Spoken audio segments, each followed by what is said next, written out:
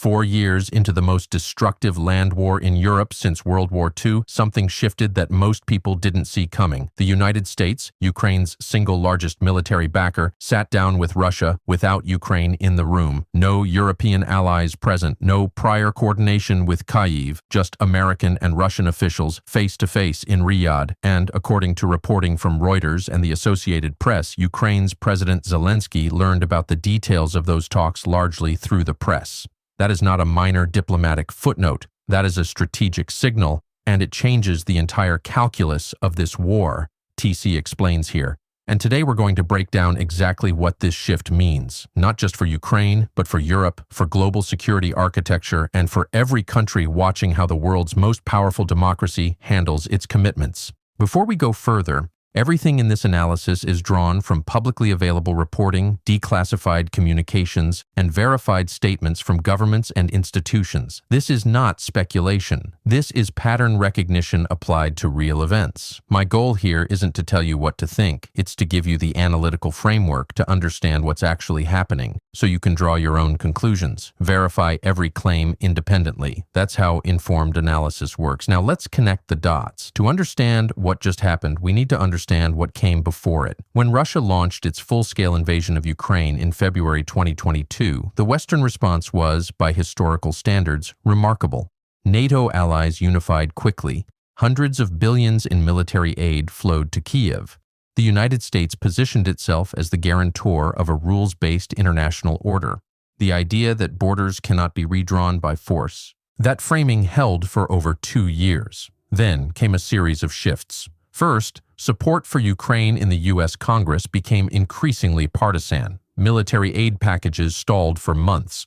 Then a new American administration took office, one with a fundamentally different view of the war, framing it not as a defense of international law, but as an unwinnable conflict draining American resources.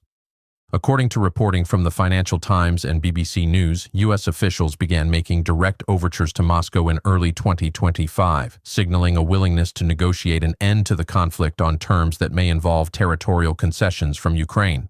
The Wall Street Journal reported that these early discussions focused on a potential ceasefire framework, with the United States acting not as Ukraine's defender, but as a mediator between two parties. That framing matters enormously because mediators don't take sides, and Ukraine was suddenly in a very different position. Here's the scope of what this war has cost, and why the pressure to end it has become impossible to ignore. According to estimates compiled by the Kiel Institute for the World Economy, Western governments had committed over $250 billion in aid to Ukraine by late 2024, a figure that includes military equipment, financial support, and humanitarian assistance. The United States alone accounted for the largest share of military aid. Meanwhile, the human cost has been staggering. The United Nations has documented tens of thousands of civilian casualties. Millions of Ukrainians have been displaced across Europe, and Ukraine's economy, according to World Bank assessments, has contracted sharply since 2022, requiring sustained external financial support just to keep basic state functions operating. On the Russian side, Bloomberg and the Financial Times reported extensively on how Western sanctions reshaped Russia's economic dependencies, pushing Moscow deeper into trade and energy relationships with China, India, and Gulf states. Rather than collapsing the Russian economy as some predicted, sanctions accelerated a geopolitical reorientation that was already underway. And then there's the military reality. Despite significant Ukrainian battlefield successes in 2022, the recapture of Kherson, the pushback from Kyiv, the front lines by 2024 had largely stabilized. Attritional warfare replaced rapid maneuver. According to analysis published by the Royal United Services Institute, a prominent defense think tank in London, both sides had absorbed catastrophic losses without achieving decisive strategic breakthroughs. The war had reached what analysts call a mutually hurting stalemate. Both sides suffering, neither able to win decisively.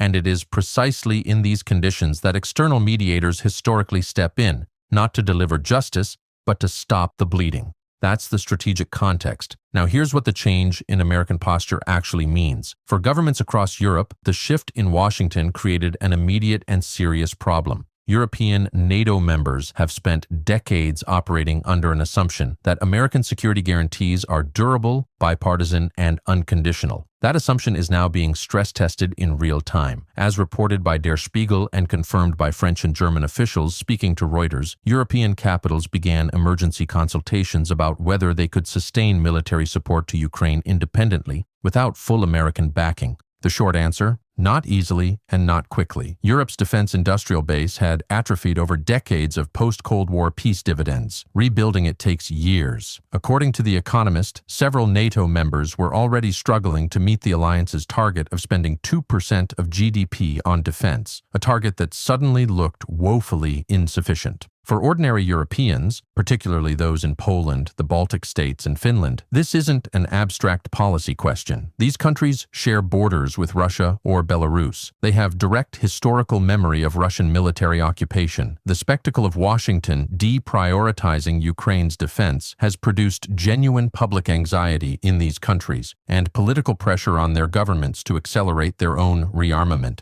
For global markets, the implications are different but significant. Energy markets had already undergone a structural reshaping after 2022. European dependence on Russian gas collapsed. LNG imports from the United States surged. According to data tracked by Bloomberg, European energy prices, while stabilized from their 2022 peaks, remain structurally higher than pre-war levels. Any resolution of the conflict on whatever terms would force a new recalibration of energy flows, infrastructure investment, and regional industrial competitiveness. This is where things get interesting, because the shift in American posture is not just about Ukraine, it's about a much larger strategic question that Washington has been wrestling with for years. Can the United States sustain simultaneous deterrence commitments across multiple theaters, Europe, the Middle East, and the Indo-Pacific, while managing its own fiscal pressures and domestic political divisions? The honest answer, according to several prominent American strategic analysts, including those writing for Foreign Affairs and the Carnegie Endowment for International Peace, is probably not indefinitely, not at current investment levels, and not without significant political consensus that currently doesn't exist. So what is actually happening here? The United States appears to be making a strategic choice, consciously or not, to reduce its exposure in Europe in order to preserve strategic focus and resources for what the current administration and many within the American defense establishment view as the primary long-term challenge, the rise of China as a peer competitor. From this angle, Ukraine is not the story. Ukraine is a symptom of a much larger story, the managed retreat of American strategic overextension, and the painful reconfiguration of the post-Cold War security order that the United States built and is now beginning to restructure. This doesn't mean abandonment, it means renegotiation. But for countries like Ukraine, and for smaller nations globally that have relied on American security guarantees, it raises a profound question. What exactly are those guarantees worth now? Zoom out further, and the pattern becomes even clearer. The war in Ukraine didn't create these pressures, it accelerated them. The global order that emerged after 1991 was built on specific assumptions: American military primacy, free movement of capital and goods, and the gradual spread of democratic governance. All three of those assumptions have been under sustained pressure for over a decade. China's rise as an industrial and technological power has fundamentally altered the global economic balance. Nikkei Asia and the Financial Times have both documented how Beijing has used the period of Western focus on Ukraine to deepen its relationships across the global South, positioning itself as an alternative development partner, an alternative to dollar-denominated financial systems, and an alternative model of political governance. Meanwhile, countries across the Middle East, Africa, and Southeast Asia watched the Ukraine conflict and drew a specific conclusion: great power competition is back, and alignment with the West is neither automatic nor cost-free. This calculation is visible in the abstentions on UN votes condemning Russia, in the expansion of BRICS membership, and in the continued purchasing of Russian energy by countries that quietly maintained relationships with Moscow despite Western pressure. The war also exposed critical vulnerabilities in Western defense production. According to reporting by CNBC and Reuters, NATO stockpiles of critical munitions artillery shells in particular, were depleted far faster than industrial production could replenish them. This has forced a painful and expensive recalibration of defense industrial policy across multiple countries. And then there's nuclear signaling, Russia's repeated invocation of its nuclear arsenal throughout the conflict, while ultimately not resulting in use, recalibrated Western risk tolerance in ways that are difficult to quantify but impossible to ignore. Now let's consider the alternative interpretation. There are serious analysts who argue that the shift in American posture is not as dramatic as it appears, and that the logic of deterrence still fundamentally holds. Their argument goes like this. American engagement in Ukraine talks is not abandonment. It's pragmatic conflict management. The United States has consistently maintained that it will not accept a settlement that simply ratifies Russian aggression, and U.S. officials have stated publicly that any agreement requires Ukrainian consent. From this perspective, American-Russian dialogue is not a betrayal. It's a necessary step toward a realistic ceasefire that could save tens of thousands of lives. Furthermore, proponents of this view point out that American military aid to Ukraine, even under the new administration, has not entirely stopped. Certain categories of support have continued. European defense spending has increased substantially, with Germany reversing decades of post-war military restraint and pledging significant new investment in its armed forces. NATO's eastern flank has been reinforced, not weakened. The alliance itself remains intact.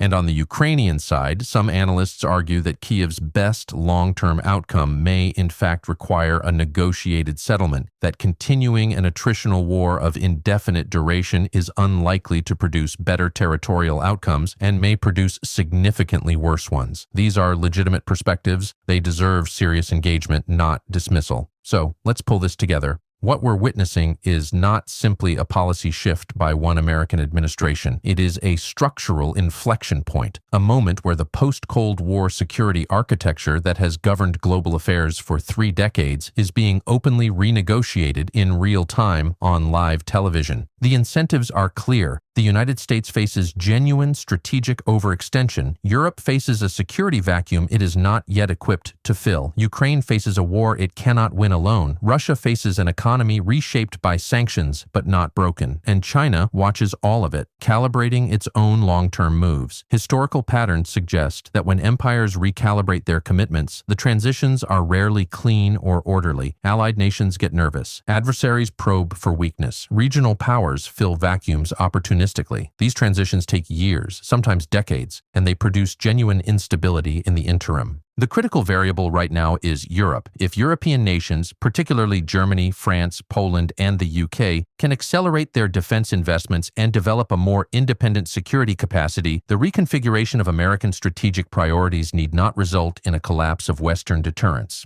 That is a real possibility. It requires political will, industrial investment, and sustained public support, none of which are guaranteed. But if Europe fails to step up, if domestic politics, fiscal constraints, or strategic disagreements prevent genuine European strategic autonomy, then the gap left by American retrenchment becomes a structural vulnerability that adversaries will exploit. That is the stakes of what's happening right now, and it extends far beyond Ukraine's borders. Here's what matters. First, America's posture toward the Ukraine war has fundamentally shifted, from defender of the rules-based order to pragmatic mediator seeking an exit. Whether this produces peace or instability depends entirely on the terms and the enforcement.